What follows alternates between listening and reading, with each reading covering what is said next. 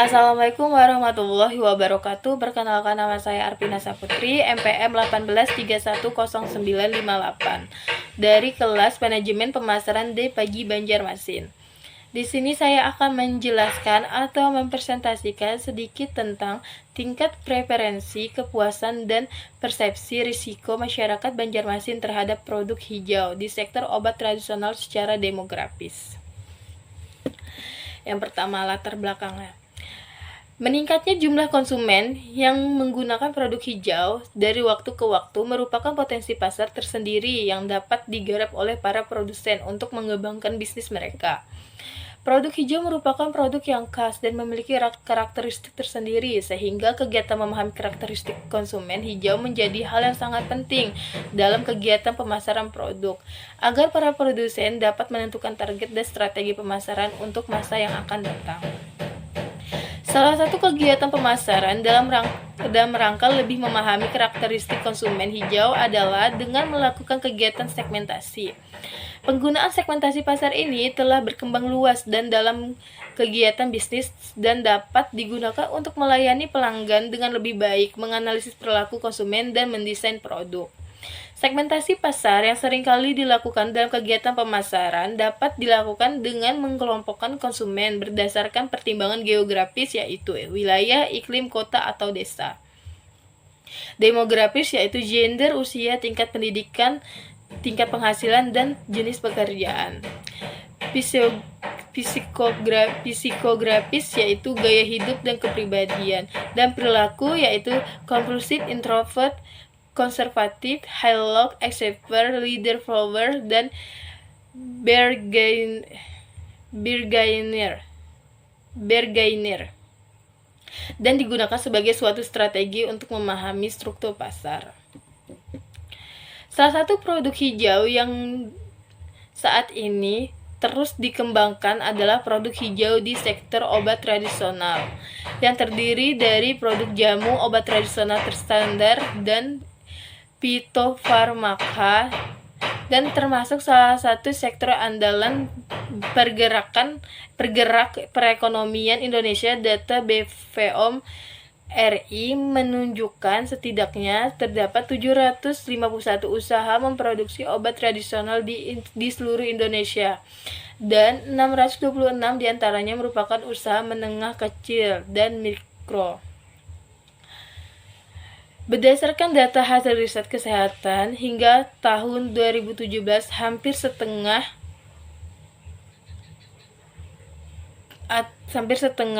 atau 49,53% penduduk Indonesia berusia 15 tahun ke atas, dan proporsi masyarakat yang mengkonsumsi jamu setiap hari sebanyak 4,36%, sedangkan sisanya 45,17% mengkonsumsi jamu sesekali.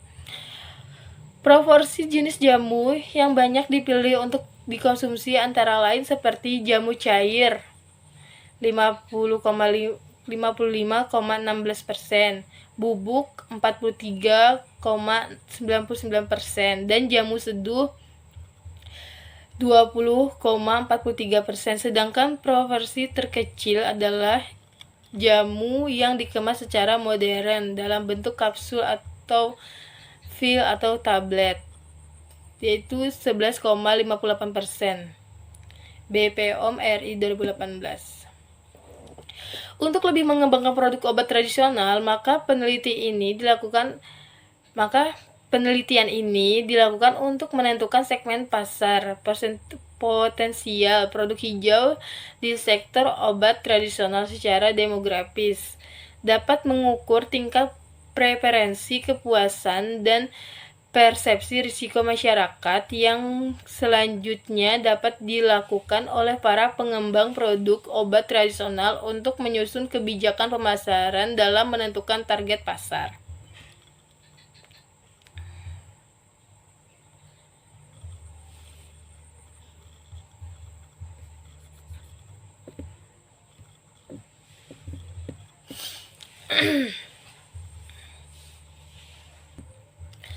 Sesuai latar belakang di atas, maka dibangun rumusan masalah sebagai berikut.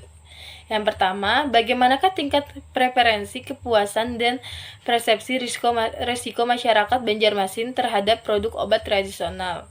Apakah variabel demografis memiliki pengaruh yang signifikan terhadap tingkat persepsi, kepuasan, dan persepsi risiko masyarakat Banjarmasin terhadap produk obat tradisional? Apakah terdapat perbedaan tanggapan masyarakat Banjarmasin secara demografis terhadap tingkat preferensi, kepuasan, dan resepsi risiko produk obat tradisional? Segmen pasar manakah yang potensialnya untuk pemasaran produk obat tradisional di Banjarmasin berdasarkan tingkat preferensi, kepuasan, dan persepsi risiko masyarakat? Apakah persepsi risiko memiliki pengaruh yang signifikan terhadap tingkat persepsi dan kepuasan masyarakat Banjarmasin terhadap produk obat tradisional dan memiliki peran dalam mediasi hubungan antara tingkat kepuasan dan tingkat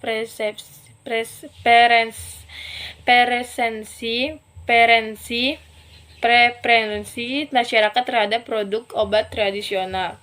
Bagaimanakah model yang dapat menjelaskan hubungan antar tingkat persepsi, kepuasan, persepsi risiko dengan variabel demografis? Tujuan dari penelitian ini adalah mengkaji tingkat preferensi, kepuasan, dan persepsi risiko masyarakat Banjarmasin terhadap produk obat tradisional.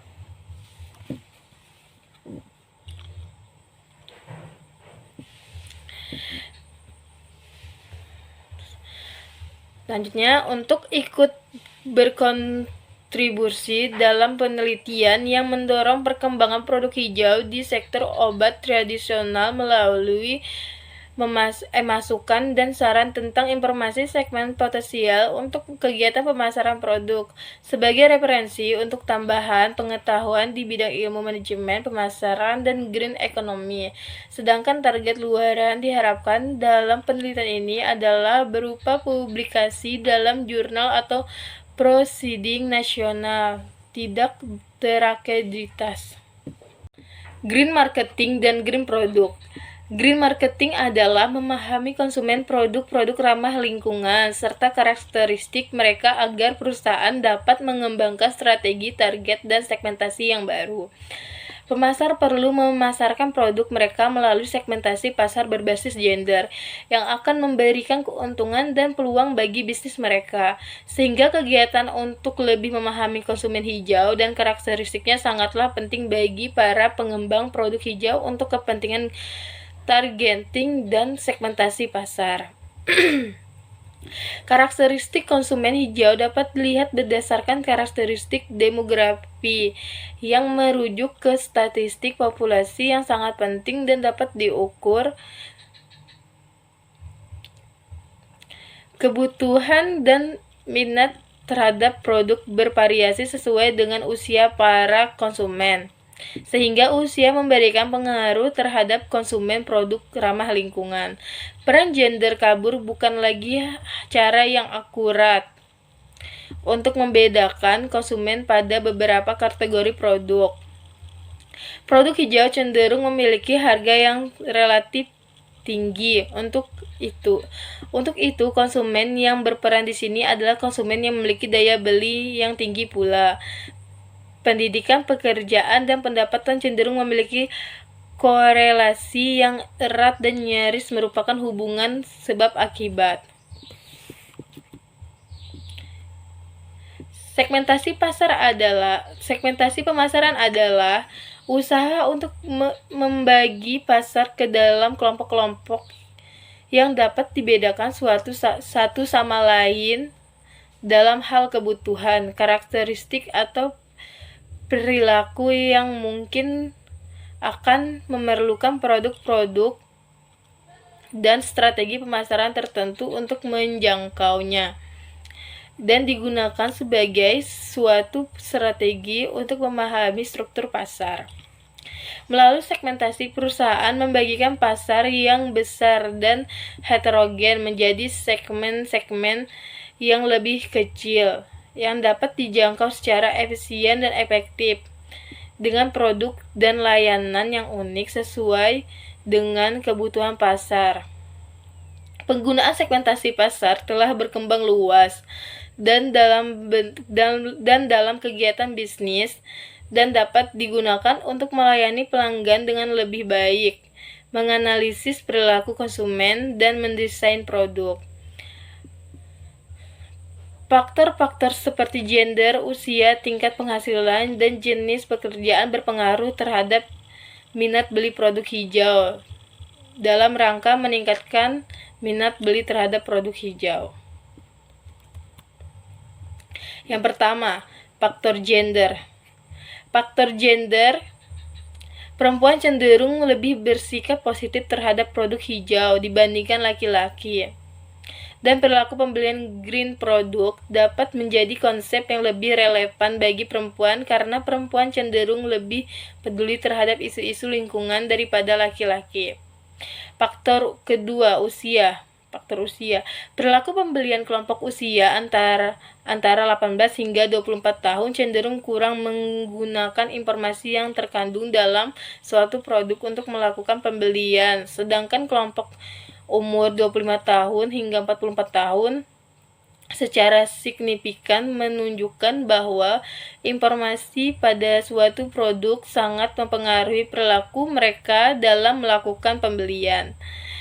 Faktor jenis pekerjaan. Konsumen yang memiliki jenis pekerjaan tertentu dapat umumnya mengkonsumsi barang-barang tertentu yang berbeda dengan konsumen dengan jenis pekerjaan lainnya.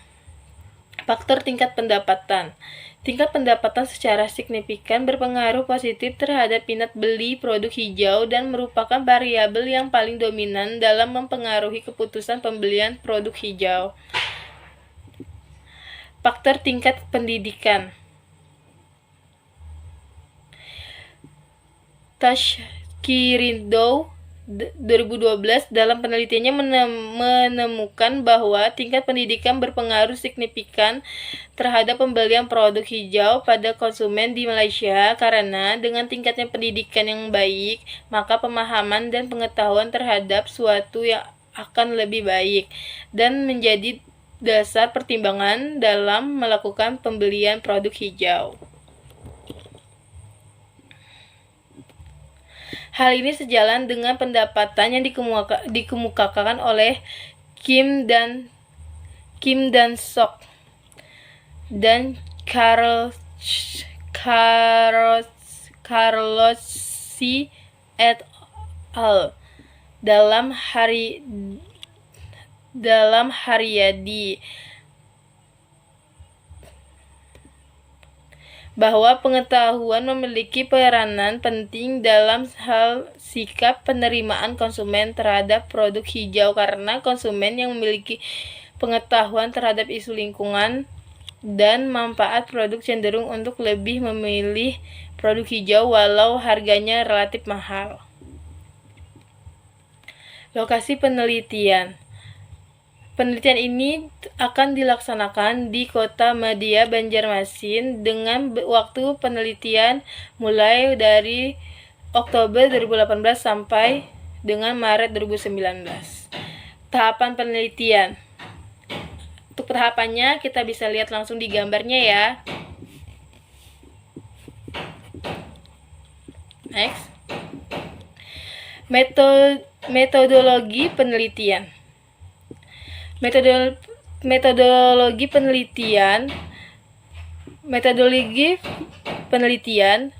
yang digunakan dalam penelitian ini adalah penelitian deskriptif kualitatif dan deskriptif kuantitatif. Deskriptif kualitatif untuk menggambarkan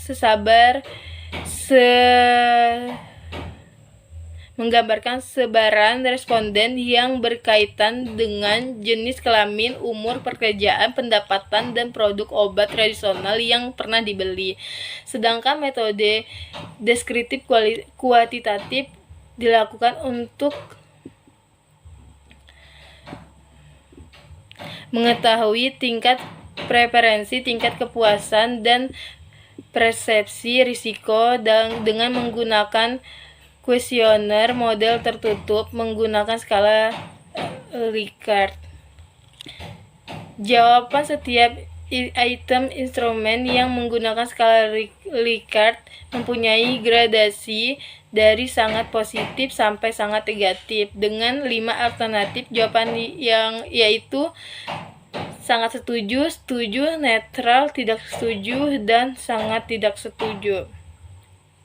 Kuesioner yang diberikan kepada sampel berisikan pertanyaan sesuai tabel berikut ini.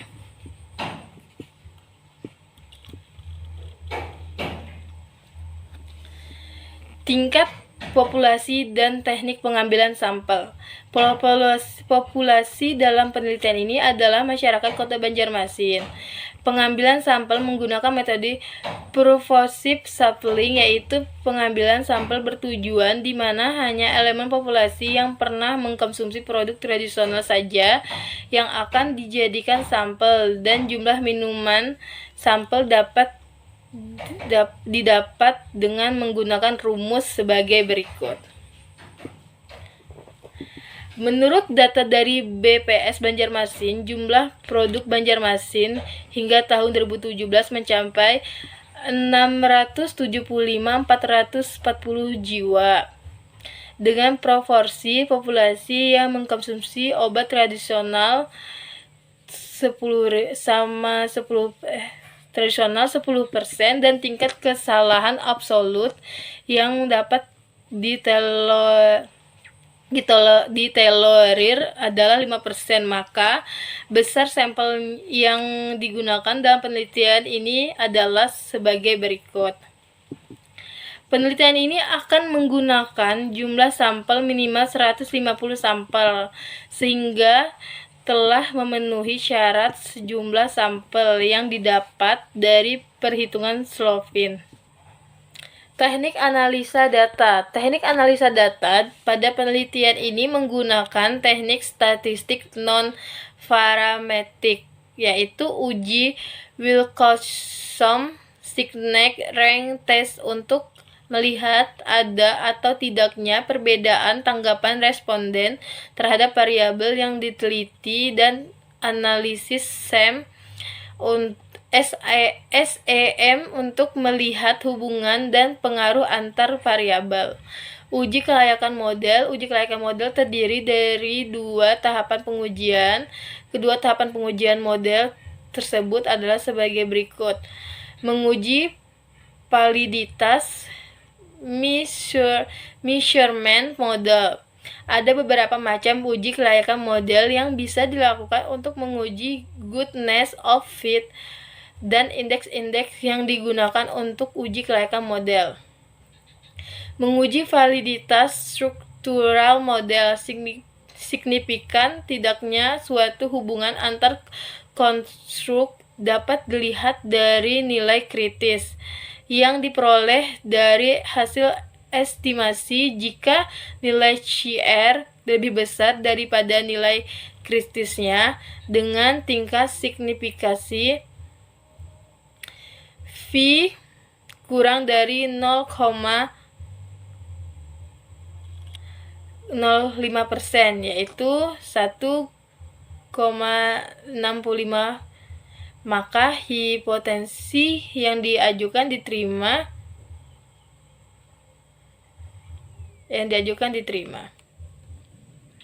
Melakukan interpretasi dan modifikasi model. Modifikasi yang biasanya dilakukan dengan menambahkan hubungan antar konstruk yang nantinya dapat menurunkan nilai chi-square. Sekian dari presentasi saya, kurang dan lebihnya mohon dimaafkan. Assalamualaikum warahmatullahi wabarakatuh.